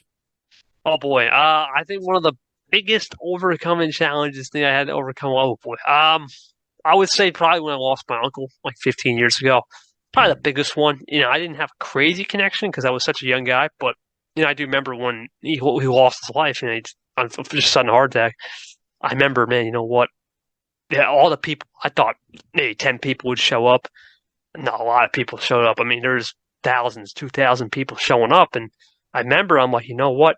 He was a shoe man, but he really connected with his people, and I think that's one of the things I never lost it. I never lost the thought of like, you know what? I'm sad in the moment as a kid, but he never lost fact that the people he touched and impacted.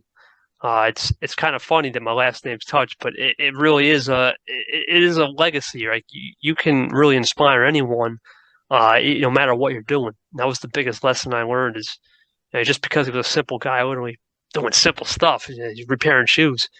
The customers he impacted, the clients he put out for their good nature, right? Just good nature of making sure those shoes were shined and taken care of, and people were really respected of that, and I never forgot that. And I always try to do the same thing, live on that legacy of like, you know what, it doesn't matter what I'm doing right now. It's matter about what I can do for other people, and respect the game.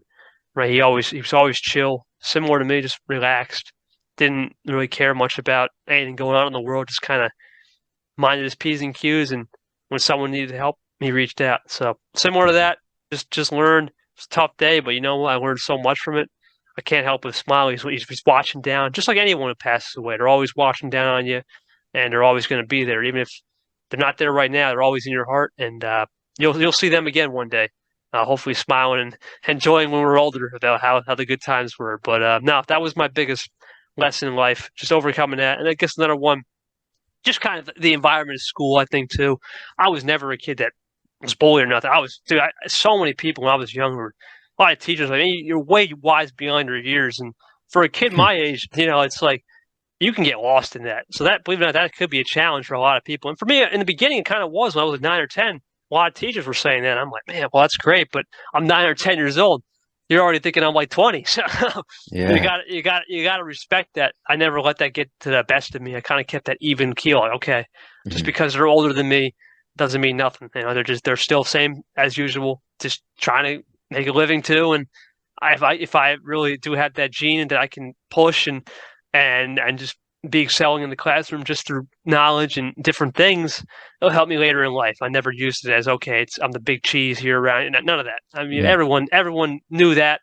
I would always make time walking down conversations with kids during the hall, going to the next class, just what's up with life. I didn't care so much about what I got on my tests, or obviously I know for a fact that was a goal, like just to make sure you maintain grades just to pass. But at the end of the day, it doesn't matter, right? All that Mhm. matters is the connections I made, the people I met, and the days I kept showing up. I've only missed one day of school Mhm. in my life. I just kept showing up, kept being consistent, closing every door, and I never take a day for granted. That's it. Humility, humble. Yo, I like that closing of the door analogy. I'm gonna have such fun picking some teasers from this interview, this podcast. It's amazing. So, Kevin Touch, there's one thing that I like to do, not like to do, the one thing that I do, but I like doing it. I donate to a charity after every episode. Do you have a charity in mind that I'll be donating to today? I wasn't prepared for this, so I'm going to do a little quick research. Let me see. One of the things I'm not sure if I think you can do it. I think American Cancer Society is really good. But one of my family, we really like to donate to the Salvation Army, Mhm. because around the holidays, a lot of people forget that our veterans, they take the ultimate sacrifice. Like they take years out of their service for us. Mhm. My dad was in the army, so he knew what he was up. He always donates. We always donate. It's very important that we get back to those people who sometimes are in PTSD, or they Yeah. don't have the fortunes of the luxury of saying, "Hey, let's take care of them." So we try to donate to stuff like that. Salvation Army is always good with doing that, especially around the holidays, giving food. We always give to food pantries around that time when people need it the most. And just say thank you, because at Okay. the end of the day, they have that selfless service. We're not asking for it. They do it out of their own will and kindness. And Veterans Day and Memorial Day are always days I make sure, and the holidays, I take sure out my time to pay back a veteran or pay back someone who lost their life and give a nice salute. So, not American, Salvation Army. I think it's the biggest one with the Salvation Army. You probably see that Mhm. in the Cowboys games. They had the big Salvation Army little thing right there. That's probably the biggest charity, I would say. Definitely check it out. I'll send some links if you need some help with that, but they're big for sure. I'll do it. I know it. I'll do it. So, Star Scorpio will be donating to Salvation Army. Season 6. This was amazing. Thank you for coming out today, KT. Good luck on everything you're doing with the energy drink. And anything you want to say where people can find you before we sign off?